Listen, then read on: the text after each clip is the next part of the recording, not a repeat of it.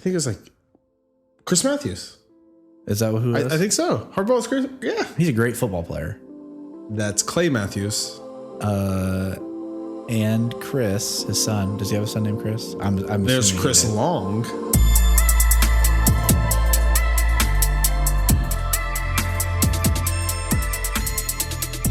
Chris Long, he's really good. His dad was good too. Howie, yes. Mandel, great comedian. Well, this is how stupid people succeed. I'm Josh, and this is Jeremy, and this is a podcast, a little show about how two stupid people somehow figure things out in life. And just like we figured out these do it intros. really well. Just like we figured out these intros. oh man, we are good. That's right. We're so good. Why are you looking at your watch? Do you have somewhere you have to go? Yeah, to be? You're a big deal. Yeah. You've become more and more of a big deal. You shouldn't just ask your friends to do stuff you employ people to do. That's all. I'm just saying.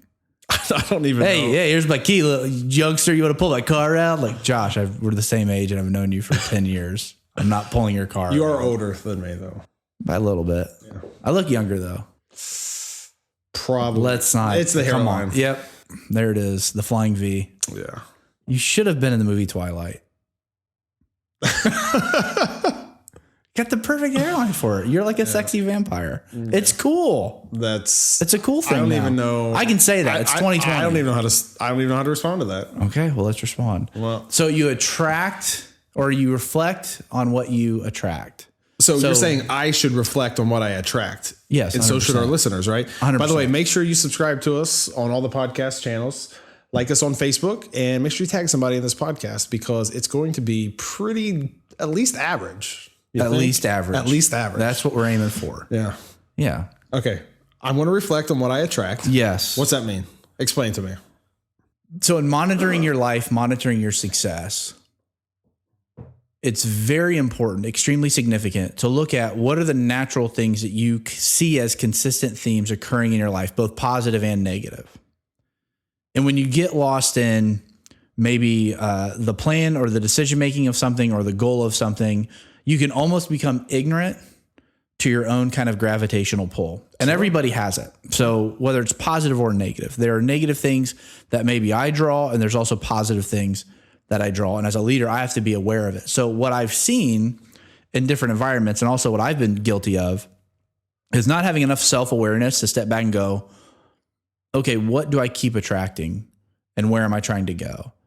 And regardless of maybe an effort, that self-awareness becomes so important. So in your life, have you ever noticed, let's start on the positive side. What are some of the positive things that you just see, just about any situation I'm in, any environment, any group of people? Here are some positives that always rise to the surface in what is attracted to me. Right? So maybe it's other people that you're leading, gravitating to you, or opportunities that occur that are gravitating to you. Great question. I wasn't quite ready for that question. What was the question? Oh my gosh, what is wrong with you? I'm sorry. I'll pay attention. Thank you. Sorry. It's the idea of doing a self-inventory and being so self-aware that you start paying attention to the rhythms and the patterns that your life maps out. So in every situation, there's some positives, there's some negatives. People have a way of kind of repeating the same steps. They have a way of attracting the same kinds of people to them. They have a way of creating the same kinds of environments no matter what. So are you referring, okay, so the best example is, so tell me if I'm wrong. Is this what you're talking about? So you have that girl this girl that you know, right? Okay. And she always attracts the same dude. Yeah. Like some crappy dude that, whatever. Is that what you're referring to? Yeah. So you can use an age-old example like the girl that always dates the bad boy, right? And you can look at that and you can say, okay, is she aware of those things? And that's an easy one to pick on, stereotypical, but also for each and every person, there's definitely things. And the more you grow in kind of a leadership capacity and the more you become responsible for, the greater the odds of that being more and more evident. So I've seen really good people that are also really good leaders not be able to step over a threshold because they can't get past just their natural gravitation. And then sometimes when we want to pull that in, it may just strictly have to do with comfort, whether it's negative or positive. Yeah. Right. So I might not be able to take the risk here because I'm too insecure in this, and I'm not realizing how my insecurity is creating this gravitational pull with the people I am. But on the flip side, it's also creating the opposite effect with people I do need on my team. Yeah. So if everybody around you keeps being the same kind of person, that definitely is a reflection of a leadership flaw. So it's important to step back and go, okay, here's the environments I've been in. Here's the moments I've been in. Here's where I've led, or here's where I've, followed, or whatever it may be. What are some of those similarities that keep coming out in the people that I'm around, both positive and negative? One thing, I try to surround myself with good people.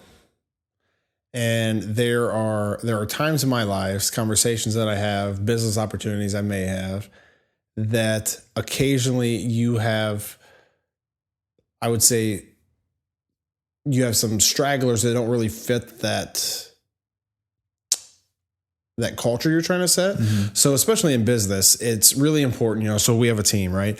And that team to basically to really buy into that culture and all be, feel kind of like family, like we're all for each other. We're supportive. Those are some of the things that I really look for. So in people that I surround myself with, whether it's, you, Tim Prater, Mike Augenstein, Nate Riddle, the list can go on and on and on. Mm-hmm. Those people I try to surround myself, they're always encouraging and they want the best for me, mm-hmm. and me vice versa. Whether it's popular opinion or not, we're all for each other. We all got each other's back and we all want to see success. Mm-hmm. So that to me is really the most important thing that I look for, and that speaks loudly of character as well. Right. Yeah, for sure.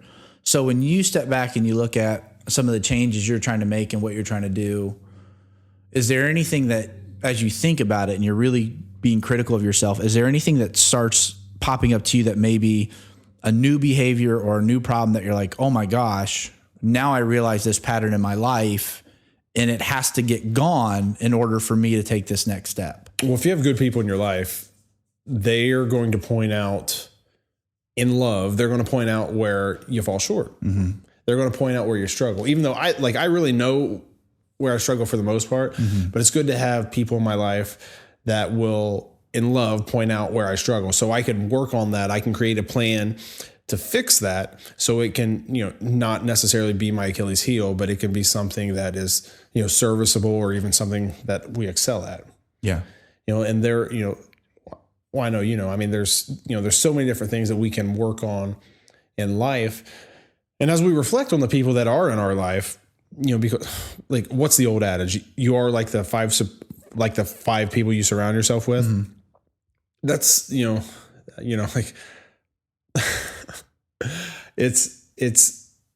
it's good and it's bad. Because each individual person, just like yourself, you have a, like we've discussed this earlier, you have a different the public has a different perception of Jeremy Dunn, right, than it does me. Right. But for good or for bad, it's probably accurate. Yeah. Well, for good or for bad, I get lumped in with that. Okay. Which I'm willing to do because I believe in Jeremy Dunn. I believe in the vision and the call on his life. And I believe his pursuit of the betterment mm-hmm. of the community, of himself and his family. I believe in that stuff. Mm-hmm. And that's something that I can get behind.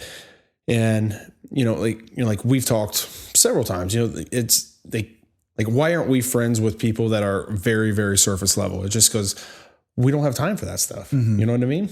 No, I know you know what I mean, but it's, getting in bed per se with, those five people you surround yourself with is critically important. Mm-hmm.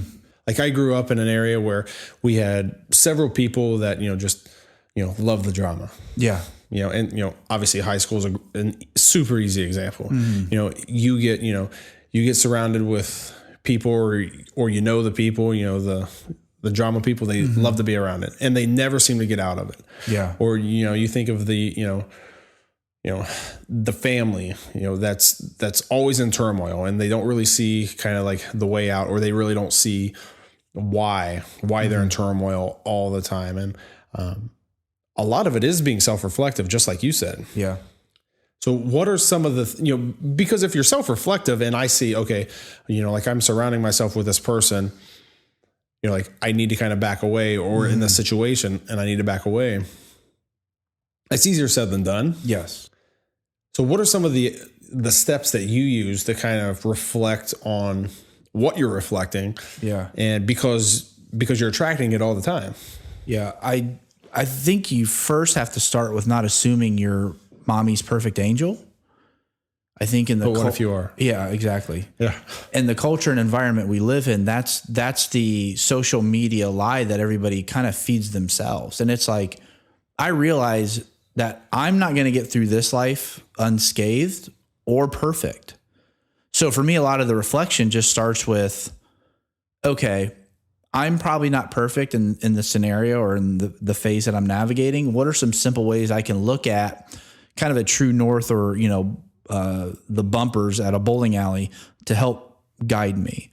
And so I look at, again, I think one of the best things is, okay, look at the 5 people you're closest with, or if there is a trauma or a tragedy in your life, who are the first 5 people that come to mind? Who are the first 5 people that can respond? And in times we give a louder voice to somebody that's not in that group, which I think is a huge mistake. What do you mean by that?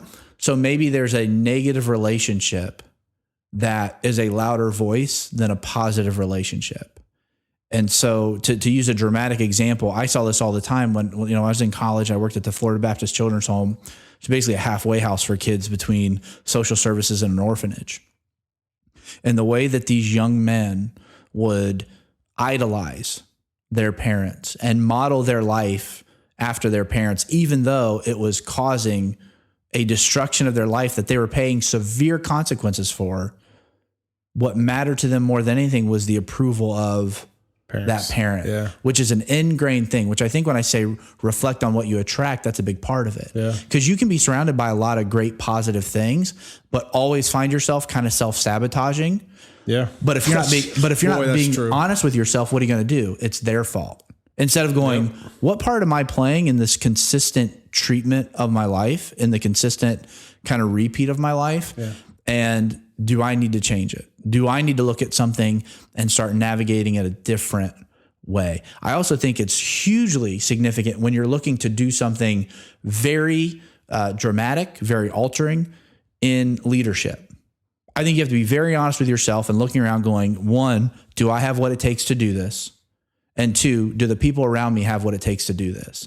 Because I'll be honest with you, and I don't know where it comes from. This unicorn in the cloud belief that every person can be, you know, LeBron James. It's just not true. That every person can be the next American Idol. It's just not true. I think there's a lot of value in identifying what you're good at and working through that pursuit and being honest with yourself. But you never get to that place lying to yourself, which is such a tough thing to do.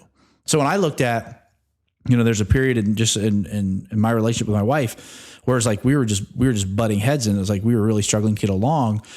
And I had to look at, obviously there were some things on her side, but I had to look at and take ownership of the things on my side that were causing that. So even no matter how I felt about anything, it's like it's never going to get better unless I take ownership first. Which I think is ultimately where the reflection comes from. Yeah. I'm not out of shape, or I'm not, you know, a little bit chubbier than I was in high school because McDonald's makes a really good hamburger. I'm this way because I lack the self-control to make the appropriate decisions. Stupid Egg McMuffins. Yeah, for sure. Yeah, the burgers I don't care about, but the breakfast sandwiches are on point. But they need to shut down. It's not their fault. Now, it's an accurate statement to say their food's unhealthy, but it's my decision to eat it, to do it. Yeah. Just like that person's negative, that person's toxic, but I'm making the conscious decision to give them place in my mind and in my life and to navigate my emotions when they have no place. Yeah, it's a very good point. There's so many different avenues that you can go with that, reflecting,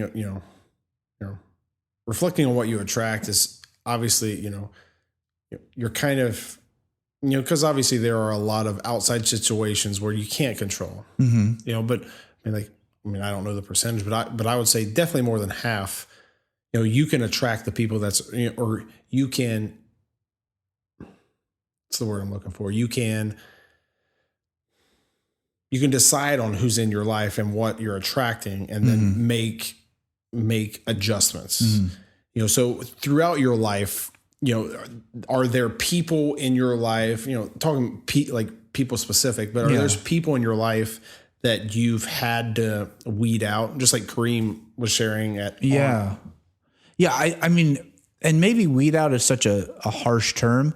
I think there's people that are there for certain phases in your life.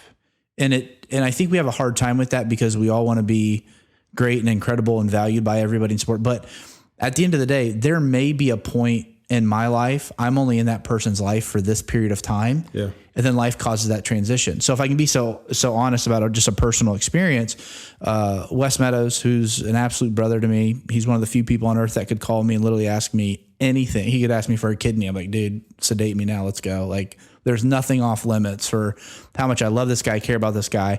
And he's Brittany's little cousin. So when we first moved back to Ohio, we started, just building this relationship. And I knew for that period of time that I was around him, I knew exactly what I had to be. So in that relationship, there was nothing he could do, nothing he could say that would change the love I had for him, how much I was going to look out for him, how much I was going to try to, walk him through kind of, some tough periods in life and, as you're growing and just different things like that. But now, he's married and he lives in South Carolina. Now, I'm not mad at him for that. I wasn't like, how are you going to move to South Carolina? It's like, and we don't have the everyday relationship like we did. But for that period of time, I know exactly what that was. And that I cherish that. That's special to me. But I also realize like life changes. Yeah. Things happen. So just because it's time to move on from a relationship doesn't make anybody a bad guy or a good guy, which is also something we really jack up in our emotions. And that's when insecurity really starts to get ugly. Yeah. Is because you have to graduate from me or we have to graduate from each other. Now all of a sudden, if we have insecurity in that relationship, somebody's going to feel slighted. Yeah. Oh yeah. Over the dumbest thing. And then it's going to cause a rift. And so now instead of cherishing that season that we had or that time that we had, now all of a sudden there's like an asterisk to it, which is like not fun at all. Why let life rob you of something that should be a positive or something that is your own personal growth? Well, it's kind of like the whole, I go back to the dating concept, but like, so you're dating someone and you guys both agree to move on. And it was it was a clean break. It was a pleasant break. There's no hard feelings. That's super hard to do. Super hard to do because someone's going to feel a little slighted. Yes. And being able to navigate that, like I'm not good at that at all. Breaking off and severing relationships. You're excellent at it. Yes. But, well, I don't want to say you're excellent at it. No, I am. I'll accept it. No. You are very quick to do so. Okay. You're very quick to do so. Yeah. I am slow. I'm super slow to do so. And this also became a challenge in Brittany and I's relationship because I would see her navigate relationships and I could kind of see. And so I'm in her ear and she's like, no. And the challenge in that just understanding is, again, reflect on what you attract, as I had to come to terms with the security that my childhood afforded me was that confidence to do that. And so because I didn't grow up in Portsmouth with you, I didn't walk in your shoes. I also have to be very, not fair, but I have to be very understanding as a friend to also understand that relationships mean something different to you and you navigate them differently than I do just because of how we were raised. Yeah, true. And it's unfair for me. And now I'm going to try to be your friend, like you said, out of love, but I also have to understand when it's time for me to back off as a friend and let you kind of do your thing. So I got one more question before we wrap this up. So you are very aware of my upbringing. Yes. And you're more patient with me because of that. 100%. How can you improve on other people that you're short to cut off with? Yeah. So like understanding their upbringing and kind of where they've been in the past. Yeah, because obviously that has a huge part in who we are now today. Yeah, I'll extend all the patience in the world to somebody, no matter where they're from, no matter their background, if they demonstrate they're willing to care as much about the relationship as I care. I start checking out when I realize there's a point in the relationship they're not willing to go that I'm willing to go. And I think what makes our relationship work is no matter the arguments we've had, no matter the times we've been in complete polar opposite situations in a decision or a thought or an argument or a belief or whatever it is. And it does happen. And it happens. And it happens a lot. But I know at the end of the day, Josh Cooper 2020, he's running. It's time. It's time. It's my time. But I know at the end of the day, we're still all in with each other's relationship. Yeah. It gets a little bit sketchier when you start feeling the relationship marginalized, where it's like, wait a minute, I'm competing for something I didn't know I was competing for. I'm holding on to something I wasn't holding on to, or they're holding on to something that I wasn't holding on to. And that's just not how I am. So the second I sense any kind of like, in the relationship, I typically try to address it as soon as possible. And if that person's not willing to go there in a very short period of time, then I'm done. Cause I don't have time for it. Yeah. Everything's an opportunity cost. Everything's an opportunity cost. Says the accountant. Well, also I grew up with a lot of family members in ministry and in my opinion, saw them waste time with people that I knew were never going to be different. And that drove me nuts. Cause I'm watching, it's a harsh term to say, but you also have to understand when the investment is returning. And sometimes, and I think this is what I have to learn, and this is where you and Brittany helped me a lot. Sometimes I have to learn it's just worth the investment because that's what you should do, not necessarily trying to gauge where that other person's at. So that's where I have to reflect on what I attract and go, okay, thank God I have Brittany and Josh in my life to show me that, because that's not something I do very well. So I also have to understand, that sometimes it's just worth doing it on your own because it has value. Well, good news is we got to wrap this up because you turned the heat off in here and I'm getting cold. You are such a pansy. You are such a pansy. I am. So I would much rather be on a beach in Mexico drinking a Corona. You can't. Yeah. Why not? I think you guys brought it back. We could. I think you did. You very well could have. My wife, man, God bless her soul. She's still alive. Thank God. I couldn't do it alone. But you did get a life insurance policy at a very a very short period of time. There. And they didn't even want to do a test. They didn't even test her. So this is How Stupid People Succeed. I'm Josh. This is Jeremy. And this is just a podcast of how two stupid people just try to figure things out in life. Make sure you like us on Facebook. Follow us on YouTube. All the podcast channels. Apple, Spotify. Book Drop. Drop Top. Smock Rock. Why don't you just... What are the other ones we got? Just stop. Just go to YouTube. Click on the notifications button. So when we drop a new video, you can actually see the video. That's a good idea. That is a great idea. Yeah. I need to do that. You should do that. Golly. All right. That's it. Thanks, guys.